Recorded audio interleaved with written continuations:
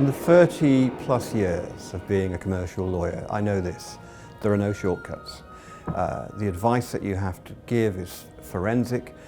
Being in business is exciting, it's great. If you get it right, if you get the commercial law right, you get the outcome that you need.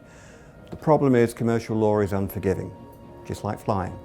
And it requires a discipline and a focus which you can't subcontract to anybody else. Things in business often don't go as planned. As a lawyer, you have to immediately adjust to that moment and adapt the advice, think of the best tactics and the approach to take to that changing situation. So those are skills which you are taught, but which also you have to have inherently to practice effectively as a commercial lawyer. Respond to the situation, which often can change. My enthusiasm for the law started when I was 17. I was on summer vacation and I went to a second-hand bookshop in a seaside town, and there were some old law notes from 1912, law reports. And I remember thinking this was really interesting, and I was hooked.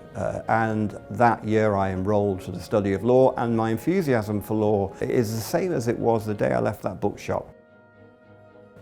The appeal to me of being a lawyer was always the ability, the training that you could sort out the relevant from the irrelevant on any given issue. That is the training, and it applies to commercial law.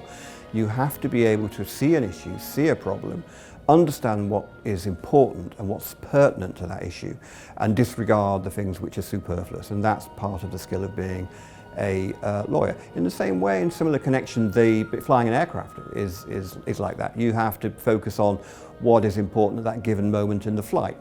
You could be distracted by any number of things. It's a very nice view probably out there, but you can't be. So you have to, again, be able to discipline yourself to focus on what's relevant to that stage of the flight, what you really don't need to know.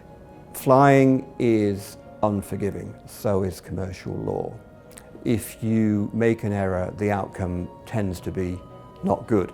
So the challenge is always to maintain complete focus and discipline around operating the aircraft, or applying your mind to a particular client matter or a transaction which requires that degree of attention. There is no substitute in both cases for that pure attention. And although that is a burden, it's also an appeal, because that's what drew me to the law in the first place, and it's what drew me to flying a jet. It's that mental discipline, and also hopefully having some fun along the way. Clients are human. You need to be able to engage with clients in a very human way, but at all times keeping very clear about what you're trying to achieve.